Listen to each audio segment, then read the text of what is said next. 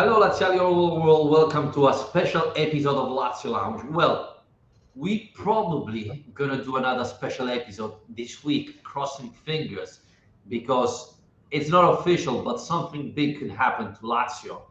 But Alasdair, we're gonna wait simply because, as a Lazio fan, we know that anything can happen, right? I mean, Bielsa is the perfect example. Not only he was announced, he signed the contract and never show up. So my rule is till we see him training in Formello, we're not gonna say it's official, right?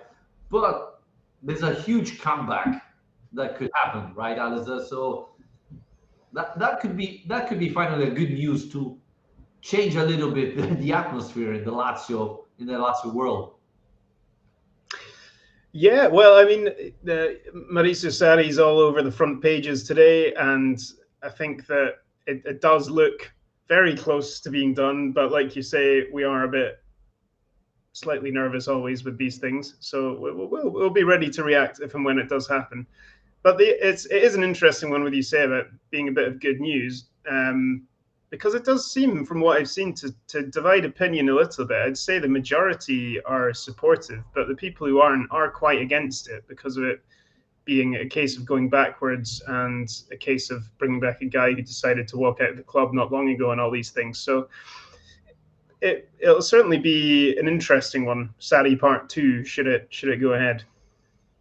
Uh, let's talk about the actual manager, Marco Baroni, because it's all started because he decided to leave the club. Well, he officially didn't leave the club yet. This should happen tomorrow if you're watching this podcast on Monday. On Tuesday, he should leave. I'm a little bit surprised, not that he's leaving, because working with Lotito and Fabiani is not easy, and we know about that. But leaving Lazio to go to Torino, I think that's madness. I mean, if there is an owner of a Serie A club who's definitely worse than Lotito, that's Cairo, right? So, I mean, if you're quitting Lazio because you had enough of Lotito, you don't go to Cairo, right? I mean, that's even worse. So I'm a little bit surprised of this move. Or do you think he's waiting to see what Fiorentina does and he could be the plan B now that Palladino resigned? I feel like it's not necessarily directly related, as in I don't think he is leaving Lazio in order to go and do that. It's not that he's saying I'm going to upgrade my clubs and move from Lazio to Torino. I think he's decided that his time is up for Lazio regardless, and then if another job comes up, he'll obviously want to go and take one.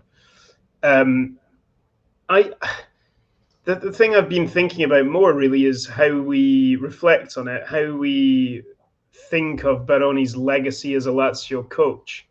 And it'd be interesting to hear your thoughts on this because I feel like it would be harsh for him to be remembered too badly because at the moment that seems to be the way that it's going. People are looking at this season as being a complete flop, at the disastrous summer transfer window, at the late season collapse, at the poor performance in big games, and so on. And all these things are true, but ultimately, Baroni did, in his first season in a top job, take on a huge task in this big squad transformation, took us to a European quarterfinal and into seventh place, which isn't where we wanted to be, but I don't think counts as a complete humiliation either. So I don't think we will remember Baroni as a huge, so don't think he deserves to be characterized with Ballardini and whoever else as being one of the big mistakes. Well, Ballardini won a cup with Lazio, so I don't know if you can put him in the big mistakes. And I would use very carefully the word humiliation these days after Inter losing 5-0 in the Champions League final.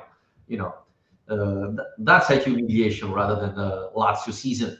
But, you know, I think we said it at the beginning of the season. This is what we were expecting from a manager like Marco Baroni and an experienced manager for this type of clubs. And he started really well. He made mistakes when the season counted more, when the games counted more. Started really well in Europe League, finished really poorly in Europe League, started really well in Serie A, finished really bad in Serie A. So this is what I was expecting. This is why I wasn't happy about Marco Baroni. So I wouldn't say he was terrible. He was what I was expecting him. So, obviously I'm not happy about the season, but I mean, you signed Baroni. This is what I was expecting, right? Yeah, that's a fair assessment. Really, he is what we expected, because it ended up happening not in the way we predicted with the terrible finish, but the ultimate end results, I guess.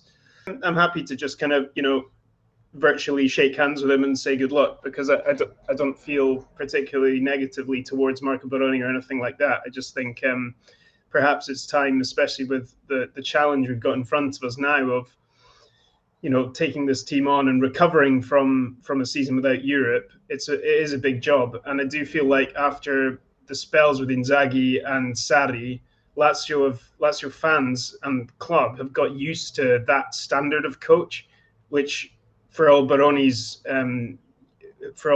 qualities, he can't boast to be on that same kind of level as those two. So it'd certainly be exciting to have a coach of Sarri's caliber back again, because it's not long ago that we can remember how many players talked about what a draw it was to come to Lazio to play under him or to play his style of football, because he does have a great reputation within the game. And I don't think we should underestimate how important that is in a summer where we're trying to attract players. We're going to need to sign a lot of players. We're going to have to rejuvenate probably a little bit more as well. And we don't have European football to sell to people. At least if we can sell the idea of playing under a great coach, I think that makes the whole project a bit more enticing. Yeah, imagine how many Ross County players would love to come and be managed by Maurizio Sarri, right? I think Ross County got no players left. they've all left after relegation. Well, we're going to talk about this deeply when it's going to be official, but definitely the signing of Maurizio Sarri will change our transfer market. There was already rumors about Romagnoli wanted to leave, Hila, Guendouzi. Now with Sarri, if Sarri comes, well, there are rumors that Romagnoli is, wait a minute, I think I'm staying. And Guendouzi at the same time, well, if Sarri is here, I think another season here in Rome is not bad. So this will definitely change the transfer market for Lazio, change everything inside and outside, because players don't want to leave, and maybe some of the players are more interesting to come to Rome. So this is definitely a good move from Lazio, not only because after a terrible week, fans are definitely more happy, more confident for the future, looking forward to the future, rather than at the beginning of last week, and because even players have changed their mindset, etc. So this is definitely the perfect first step, Alasdair, because let's not forget that Sarri is the manager, but then you need players. And this is going to be very interesting because, players like Nuno Tavares, players like Dia, players like Nosling, do they really fit in Sarri's scheme or not? Will Lazio top players stay, or will there be one to sacrifice to go and get what Sarri wants?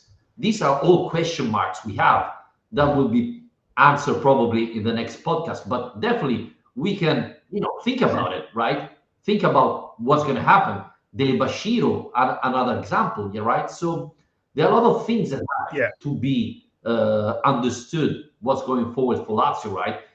You talked about this youngster coming. Well, we have to see what Sarri's plan is, because you signed Sarri to finish top four, not to we are starting a 3-year plan, right? With Sarri is top four now, not next year. Yeah, well, I think we can leave that for now, because, like we said, we will end up doing a podcast on that to discuss those various questions in more detail. So should we get on to our Lazio Lounge Awards, Vittorio? Yeah, so the happy moment is over. Let's go back to the Pain and gain Yes. of the season. Let's stop envisaging a bright future and instead dwell on a horrible past. Yeah. Uh, well, no, I mean, look, I think it's an opportunity to kind of celebrate the good things, I guess, the positives from the season, because ultimately that's what we're doing.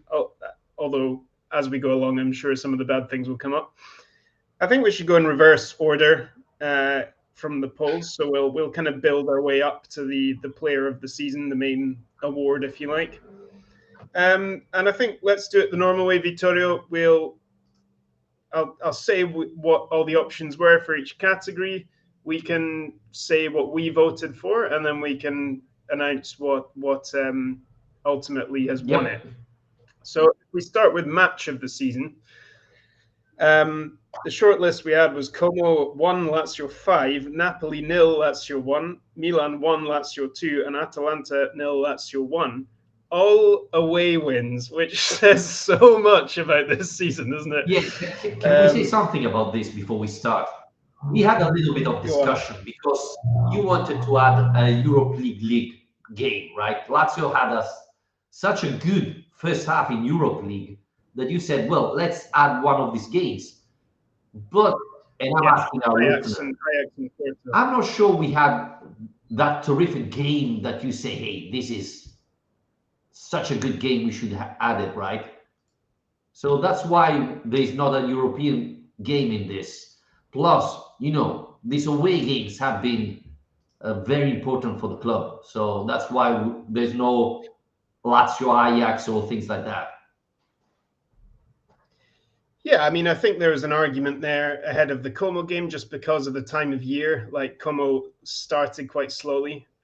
So although it was a big win and probably the best example of Baroni's attacking football, I think there was an argument that beating Ajax away with a rotated team was still a better result. But then again, Ajax have just had one of the most hilariously terrible collapses of all time. So maybe we shouldn't be so excited about that.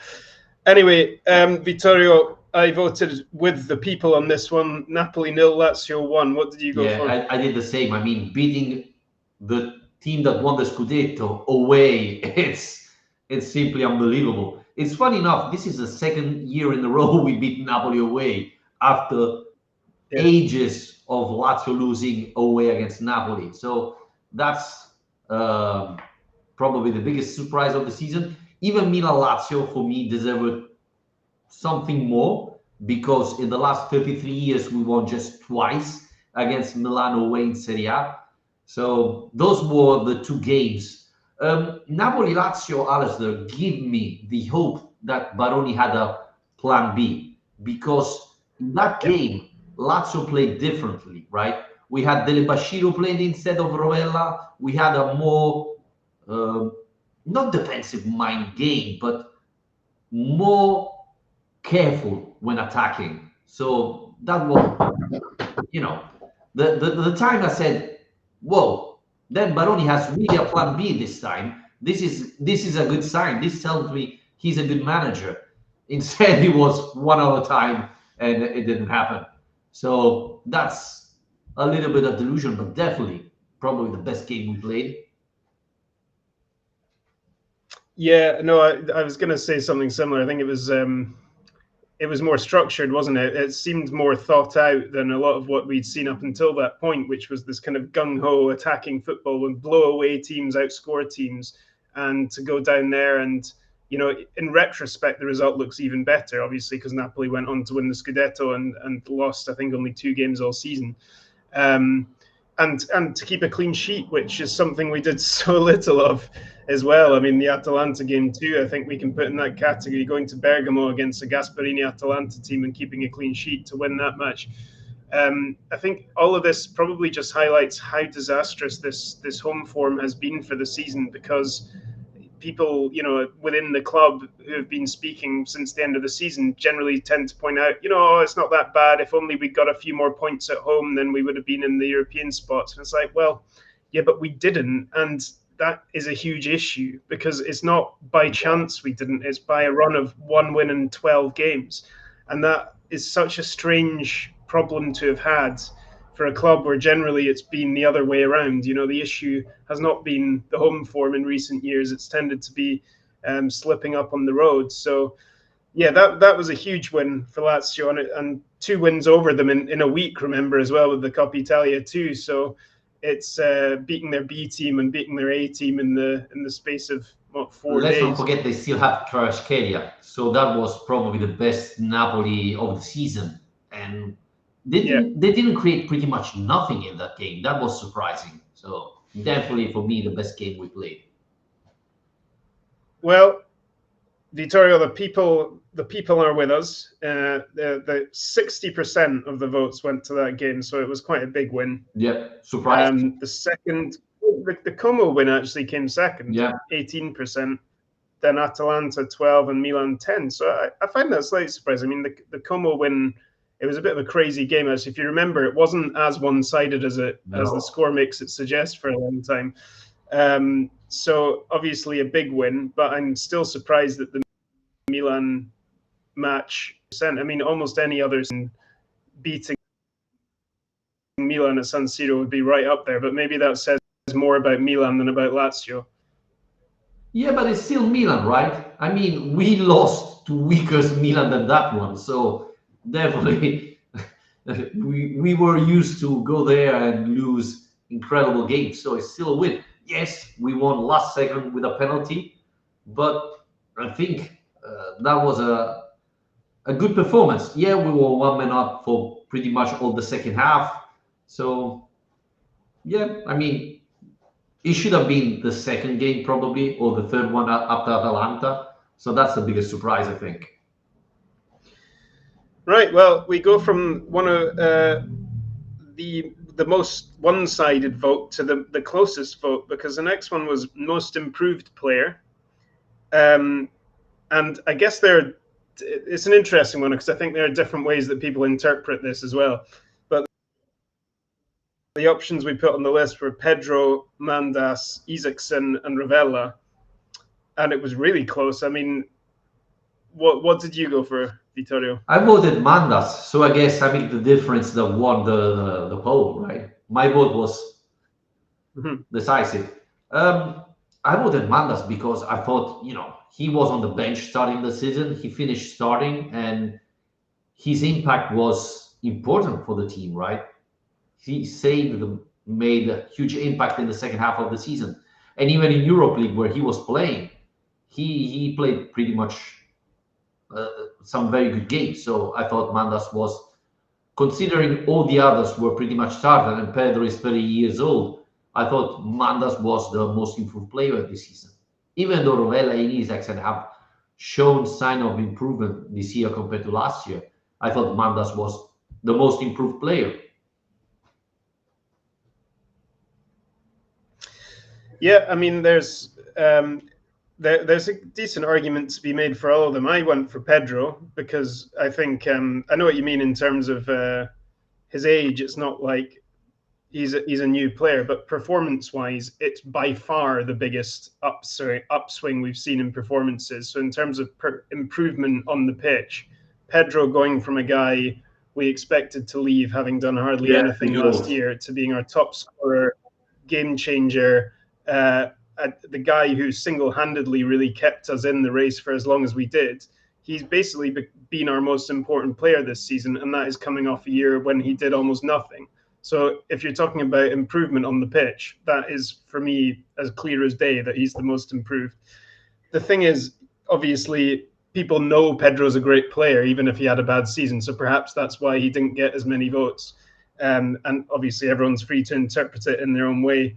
Isaacson and Ravella, I think, both probably suffered from this bad end to the season, because I think they both at times, Isaacson had that purple patch of about 3 months where he looked like he'd finally achieved the promise that we'd hoped he would, and then he just dropped off really badly again at the end of the season.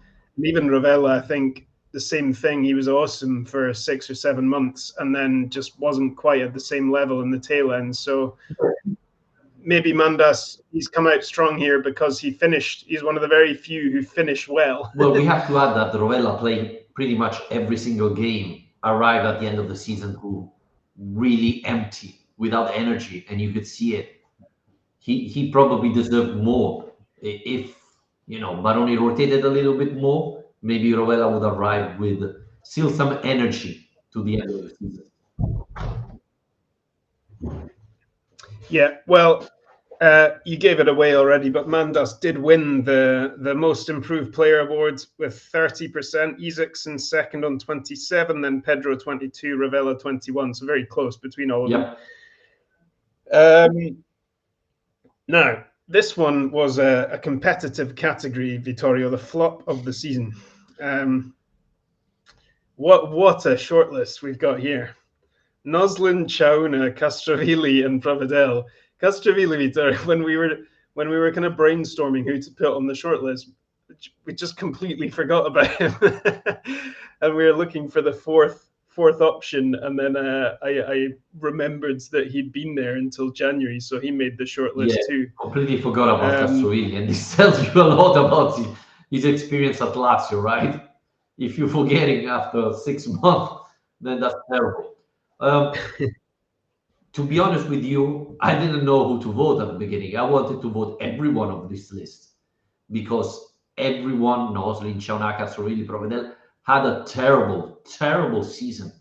My choice went to Provedel because he started the season as a starter and didn't finish as a starter of the season. So he's been downgraded from starting to substitution. Noslin, obviously, the most paid signing of the summer, so you were expecting more. I think Chauna, it's unfair. He's the youngest of the team, so you could see that he needed time to adapt. So that's why I went to Provedel. Castrovilli, I mean, he hardly played. When we signed him, we said Castrovilli is not a Lazio player anymore. He's not ready. He struggled to play with Monza, who got relegated. So, apart from when he played us and he looked great. Who do you vote? Yeah, I mean, well, yeah. So I think, again, like the last one, I think this is a lot about people's interpretation, which is what makes it kind of interesting, because there are such different reasons that people weren't happy about all four of these guys. I went for Noslin, and the reason was, like you said, he was the big summer signing in terms of the transfer fee paid for him last summer. When we thought that Noslin wasn't there to be a rotation option, Noslin had been signed to be the starting number 9. That was what originally the plan was. And so if you start off with that understanding, he ended up not even being the second. Jonas got injured, Dia was made play there, and he's been a rotated winger. And I've seen some people try to leap to his defense by saying, well, actually, if you look at goal contributions per minute and so on, he's not actually been that bad, blah, blah, blah. Yes, but he wasn't playing any minutes because he was so poor when he had his big opportunity at the start of the season and he blew it. So for me, that is the biggest disappointment. It's not to say I'm writing him off as a player, and it's not to say he's not done anything this season, because Chauna's played worse than Noslin has. But like you say, Chauna, the expectations for me started lower. So it was that reason I went for Noslin over Chauna. I think those have been the two biggest underperformers. But like you say, Provedel is an interesting one because he starts off as the number 1 and loses his place. And Castrovilli's there just because he was so poor that everyone forgot he even played for us. Do you remember last summer? Do you remember last summer we were discussing about spending 80 million euros for Noslin, and you were saying, yeah, but for a number 9, that's good money. And I said, Noslin doesn't deserve that money. I know too much about football, Alasdair, I'm sorry. But you could see going wrong when already Noronzo, he wasn't playing anymore as a number 9. He's shift as a winger. And we had so many wingers already that you could see that he's starting or he would finish bottom of the subs. So that was a terrible signing. Didn't make sense. Let's not forget that Noslin came here, he was 25, now he's 26. He's not young. He's not a young player who needs to grow, improve. He should be a Yeah. player already done, ready to perform. So that's the worst thing about that. But this is a terrible signing. Not only, I don't think you're going to be able to send him somewhere else. I don't think anybody will knock on the door and say, "Hey, are you helping? Are you willing to give me Noslin?" I mean, who's going to offer money for him? Nobody, right? Well, the people did agree with me, Vittorio. Yeah. Noslin was voted flop of the season, 33%. Shauna right behind him on 31, then Providel 19, Castrovilli 17. So Noslin is the Lazio Lounge flop of the season. But we can finish with a couple more positive polls, because the next one was signing of the season. Dia, Tavares, Deli Bashiru, and obviously figure of Samuel Gigot. Now, there were some questions being asked about the fairness of this election, if democracy was at risk here, and if I was going to fix the vote in Gigot's favor. But it's not happened, Vittorio. Yeah. How many friends did you ask to vote Gigot? Do you want me to let you into a horrifying secret? I didn't even vote for Gigot. Can I tell you something? This was the hardest poll for me because I didn't know who to vote. I thought nobody of this were the signing of the season, and this tells you how bad a transfer market was this summer. Noslin, flop of the season, he was our more expensive signing. And signing of the season, all these players had good moments, but maybe even more bad moment. I mean, last assist Tavares made in Serie A was on October, right? He had a month where he didn't show up. Del Beshiro didn't finish as a start of the season. Same thing we can say with Shigo. So, it was really hard to vote one of them. At the end, I had to go with the Nuno Tavares simply because the first 2 months he was amazing, unbelievable, right? But after October, he was below average player. Yeah, I also find this difficult. I actually ended up voting for Dia. And the reason was that I was just trying to think of the season as a whole.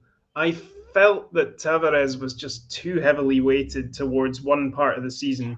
And I know we can say the same argument for Dia to an extent. And the problem with Dia was his bad patches were so bad. But I still feel that over the course of the whole year, he's made a greater contribution than anyone else. And I think he proved himself to be a hugely important tactical piece for Baroni, the way he adapted to playing that second striker role with Tati, how important he was to getting the team's attack to work at times as well, with the two of them together. Even when he was in poor form, he was still able to score some important goals, thinking particularly that one against Napoli. And his overall goal tally and so on was not bad at all. And the money we spent on him, I think, to bring in someone who hits double figures, it's pretty reasonable. The only reason I've second guessed myself is because the thing I didn't stop to consider so much was the business side of it as well. And I think on that perspective, it's hard to look past Tavares, because even if he did have a drop off second half, the fact that he was 3.5 million, was it something like that? It's an unbelievably good deal regardless. Yeah, and he's been called in the national team, so this tells you how much he's valued. The problem is he's injury prone, etc. So, yeah, it was probably the hardest poll we had this year, right? And this is not a good sign for the transfer market window, right? Yeah, exactly. Well, Tavares did win it quite comfortably, 57% of the votes. So Tavares is the signing of the season. Gigot finished second despite me not voting for him. I'm so sorry, Samuel. Unbelievable. I know. Dia 16 and Deli Bashiru 6. So That brings us to the final one. Vittorio, I think we've only agreed on one poll so far, which was the match of the season. So it'll be interesting if we've agreed on this one. Player of the season, the shortlist features the person in any category to get 0%. We put down Guendouzi, Ravella. I mean, can we tell our listener that we had a huge discussion Guendouzi, about Ravella, and Pedro, we put on, and then we were kind of wondering what to do for quite a long time, weren't we? Yeah. I said we can leave it at 3. Ended up putting Tati Castellanos on the list, but poor Tati's got 0% of the votes. To be true, he's been the top scorer in Serie A and in Europe League. So he didn't have that bad season, right? And when he was injured, we really missed him. I mean, I think people, again, he has become a bit of a target for this bad end to the season. But again, we have to look over the full course of the year. The reason, that we ended up putting him on that short list was really for those things, being the top scorer, being so crucial to this team's attack, even when he wasn't scoring. So I think it would be harsh to hammer him too much. But he didn't win it. So who did you go for here? Seriously, he didn't win it. I thought he would have been 100% of the votes go to Tati. Well, I think this was easy, right? You had to vote for Pedro. And if you didn't vote to Pedro, then I'm a little bit concerned. I mean, we were mentioning before, right? He scored very important goal. He's top scorer with Tati, both in Serie A and in Europe League. I mean, what more can you ask to a 38 years old player, right? Well, I didn't vote for Pedro, so you're going to be very concerned about me, which means we've now disagreed on 4 out of 5 polls. I mean, this is unbelievable. Come on, who did you vote? Guendouzi? Yeah, Guendouzi. I think he's been the most influential player in the team over the course of the full season. I think it's been incredible, really, watching the energy that he's had from start to finish, considering he's had to play every single game.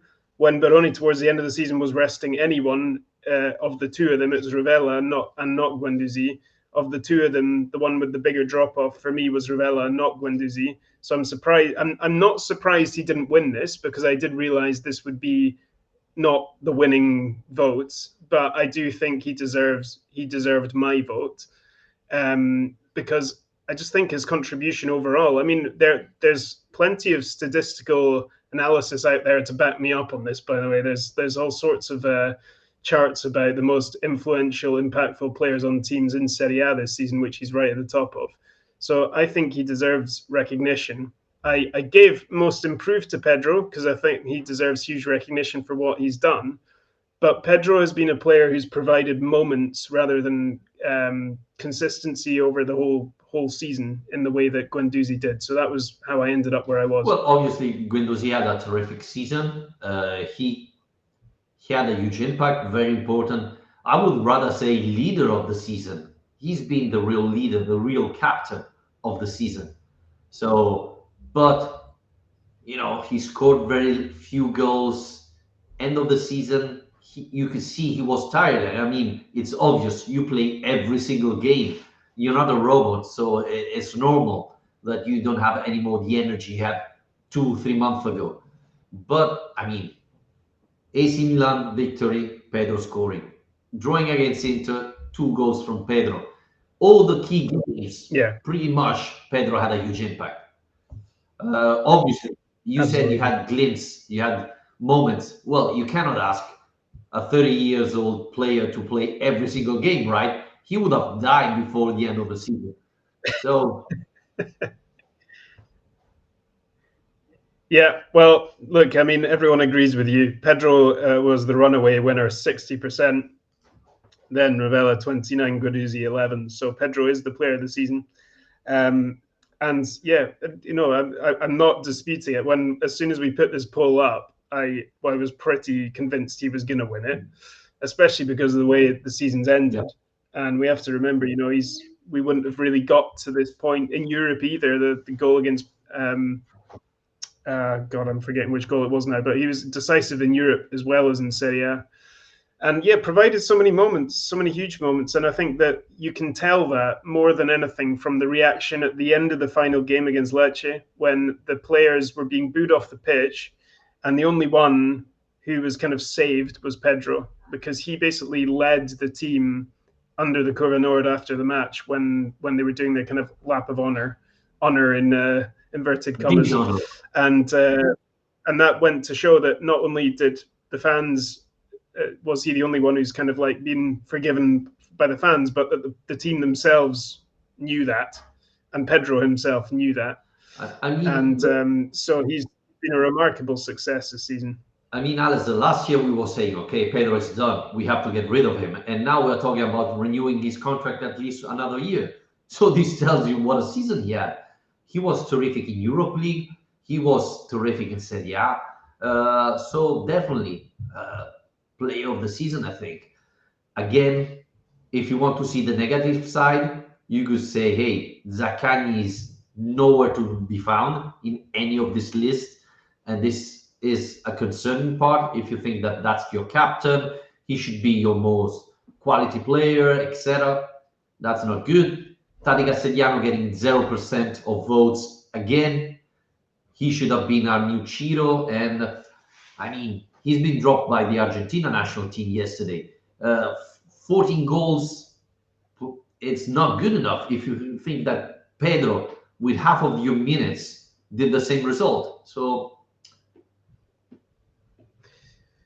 I think that the difficulty we had in creating the shortlist, also the fact that we've had disagreements on the way that we voted, and the way that actually quite a few players could have ended up in almost opposite categories, kind of sums up the season.